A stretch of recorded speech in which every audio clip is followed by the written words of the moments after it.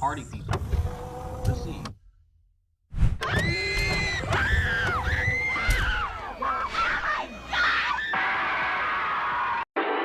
From the pages of the World Wrestling Federation magazine, here's updates. Strength. Cage certainly has the strength. Nice! Very nice. Go home. They're taking that. Go home. Lackadaisical clever. It's whatever. It's a sit out. It's a sit out Alabama Slam. I'll take that. An Alabama Slam is a finish. I'll take that. What shocks me is that the crowd even started getting behind Nick. I don't know if they know who he is. This is in Monrovia. Now this is what I don't like. Right. Stop selling. There. Madrid really taking his time though. See, that's. I just said, fuck it. Just stop. Just stop this shit. I think. But Nick seriously looks out of it. I don't know if he got he looks got blown hit. as Now fuck. watch. It's just gonna. He's gonna kill him. He didn't even take it right. He's put his shoulder up and everything. That looked like it wasn't supposed to happen. Which sometimes happens in wrestling and looks good when it does. Seriously, Nick looks concussed to me. Whether he is or isn't, he's just dead selling everything. I got worried about what he was going to hit here. I don't know that I like that finish. It's a lot of setup for that. That's the only part of the match I can hold against. Well, in the 619, although the 619 was funny. Here was the thing. Nick needs to be much more energized for this match. It didn't look like he was. It looked like he got too blown too fast and wasn't able to sell the match in the way that would have made it any more than, like I said, a glorified Superstars match. I don't really know what the point of that match was. Now, it took place in February. It just got uploaded. It took place in February a year ago. 2014, and got uploaded 3 days ago. I wanted to watch just to see the progression. Although we've had matches that happened 5 years ago that have still never been uploaded. Well, yeah, but so there's that. I didn't understand the premise of this match. I saw the rest of the matches on the card, and they looked really interesting. And I was like, all right, I want to watch some of these matches. I think there's like a Kevin Steen versus Chris Hero or something. I don't really remember. But there were some good matches on there, and I saw this, and I was like, it took me by surprise, because the rest of the card is big names, and I was like, all right, Nick Madrid isn't a big name yet. He's been in the local indies in Southern California and on Championship Wrestling from Hollywood. I don't know where else he's been. So Brian Cage has been everywhere, from minor leagues in WWE and FCW to on TNA and PWG and everywhere in between. So I wanted to watch. I was like, what is the match here? What are they going to tell the story of? Is Nick going to give Cage a run for his money? Because from what I see physically, it's not an even match. It shouldn't have been anywhere near a run for his money. Right. But it turned into a squash match, but for 7 minutes. With 2 hope spots that ended up getting botched and just looking bad. Just when we were out earlier with my sister and my girlfriend, and I don't know what, it came to my head of a cheap forearm to the back and overselling. Oh no, you ran into me. You ran into me and I was selling. Oh, okay. And I was like, you're like, oh, did I actually get you? I'm like, no, I'm just overselling. And it made me think of this match. And I was like, we should go ahead and do this one. It was requested. Let's do this one. And I'll do it with you to motivate you, because the dreaded heat, it's not going to get any worse than it's ever been. So this is just, it's not, I think I'm better than this guy, I think I'm better than this guy, and we're going to watch this and we're just going to bury the shit out of them. It's just, why? Why was this what it was?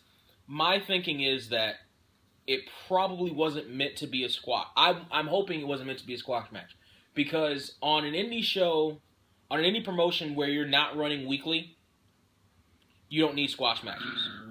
On an indie show, I mean, you can have a squash match if you want. Like if you've got this rookie, right, who you're not going to debut yet, you're just going to kind of throw him out there, and you want to get this monster over. It can happen, but you don't need to get Cage over as a monster. It's really not necessary on the end. I mean, Cage took out Puma, the champion, on Lucha Underground, as his debut. To like, hey, let's get Cage over. He's going to take out the champ.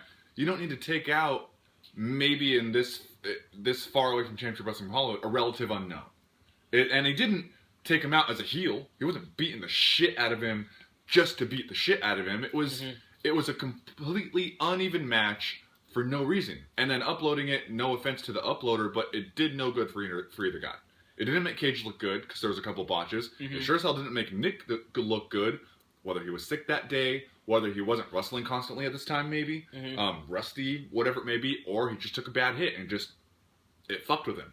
And maybe Cage had to take over. Maybe Cage had to just call an audible and just start doing shit. Which happens. That spine buster was just, I'm just going to start doing shit because you're not doing your part. Maybe he forgot. Maybe. Nerves. There's some high profile names. There's Nigel McGuinness. You got guys from PWG there calling the action, Excalibur. So I just don't understand it. I don't understand the point of this match. And I mean, that's indies all around. I don't understand the point of a lot of what happens in the indies anymore. Yeah, but a match like that. But I thought QPro was kind of, we want to get built up like a second PWG because you get big names in there. Because of the indies, because it's on the indies, a match like that with the size difference should probably be booked as a cat and mouse. Should probably be booked similar to Rey Mysterio versus any Giant. You know, hit and run, hit and run, hit and run. Oh, he got caught. Damn it, he got caught. Oh, he's getting beat up. Oh, here it comes. Here it comes. Fireworks shooting out of his ass, as Les Thatcher would say. Just fucking hit him. Hit him, hit him, hit him, hit him. And then go into he got caught again, or holy fuck, he won. Yeah, which has happened with Nick. But this showing, Nick didn't seem to have the energy to pull that off. Or this... It doesn't make enough sense for me to think that this was scheduled to be a squash. So I'm thinking that something may have happened mid-match where Nick either got super blown or got hit. Or took something bad. And just couldn't deliver the match that was supposed to be delivered. That's what I'm thinking, because it doesn't make sense for it to be the match that it came out to be ahead of time. But in all... taking it all in, both of these guys have years under their belts. Both of them.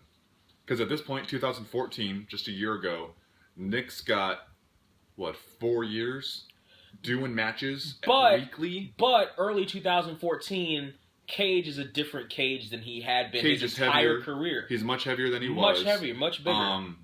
Where he normally gets more tired. He didn't seem to get tired in this match. I think he might be used to the size now. Okay. But he did have an injury. He's got the tape on his inner thigh. And even the commentators commented. I just feel at this point, you got that much experience under your belt. There shouldn't be... That match shouldn't have come out of it. So I'm hoping something went wrong. Be it someone's sick, someone's hurt, or someone got hurt. I know that sounds weird, but it makes sense that he hopes that something went wrong because otherwise it's just disappointing to see that. Yeah.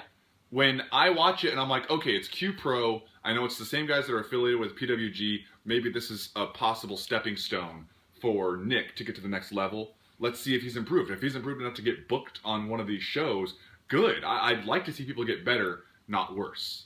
And sad enough, it was the latter. And Cage, the first time I saw Cage with the mask that he's got on now, didn't disappoint. Like, he actually surprised me at how good he was still able to move. And right, my last match with Cage was right after he got all that size on him, and he outmaneuvered me tenfold. I mean, I was blown after the first spot, which was just chain, and a lot of chain, too much chain, and I was blown. I didn't feel good that day either, but Cage is a fucking machine. It says it on his t-shirt, and that's just what he is. But the thing is that no matter how blown you get in a match, you kind of have to have the mentality, and I know, get out of your head that it's me saying this, because I've been in match situations and in the couple of matches that I've been in where it's like, fuck, I'm blown. I can't let anybody know that I'm blown, though. You don't show it. I have to keep going. I have to keep going. With him in particular, I'm not trying to show any kind of thing that, oh, I'm so good or anything. I got blown, and I knew it, so I put it into the story. So I huffed and puffed, and I just said, hey, I don't look like you. And I was trying to train to look really good at the time. And for whatever reason, and I still was like, I don't look like you. Like, I'm not Brian Cage. I'm still going to get tired after what we just did. In the story, a quick, I don't look like you. And what happens is... And the crowd can believe it. They're like, oh, okay, yeah. Plus, what happens is what some guys do then is when they get blown like that, but they know that they have to keep going. And this video is running long, but they know they have to keep going. Is you overcompensate a lot of the time, especially when you're playing the face, because you have to. You just have to. You have to fire it up. The weird thing you about have this. to keep going. You have to. Every time I've gotten blown in, whether it's a practice match or a real match, I've remembered what Les Thatcher said in a podcast. He was like, doesn't matter what the fuck happens to a babyface, when he comes to that comeback, he's got to act like he's got fireworks shooting out of his ass. He's got to just be lightning. You got to be a fucking rocker. When you get that hot tag, you just fucking hit you just gotta go until you get cut off or whatever the fuck the next spot is. You just gotta go. And when you get to that comeback, it's almost therapeutic because you're like, here's the comeback. Good, we're almost home. Yeah. I can maybe get through this next minute and a half. Well, minute and a half, we shouldn't be going another minute and a half. Or a minute, or 30 seconds, or however long it is. I'm saying this video. Oh, yes, we're gonna end this. We're going on a tangent. We are. This will be a 40-minute video if we keep going. So, that was this match. A little disappointing. It could have been better. That's my take. That's your take? Yeah, I was coming into it really hoping to see some good stuff and out of both of those guys, and just really disappointed. But it was kind of just like when it got suggested. And watching it, I can see it's kind of almost you can laugh at it like Botchamania. So that 619 was fun. Yeah. So having said that, it was disappointing, but that's fine. Each guy can go their own way in their career, and they'll make up for it later. Boom. And that one of those. There's probably words here or words here. Yes, there's probably words there. Here, I'll do it on this side. You can put words in there, and I'm this guy. I'm one of these. I have these. Stop it. You click the stop button. Oh, I have to get it. We'll see if I'm in the frame. I go, oh my god, oh shit, motherfucker, what the hell is this? Let's see what that looks like.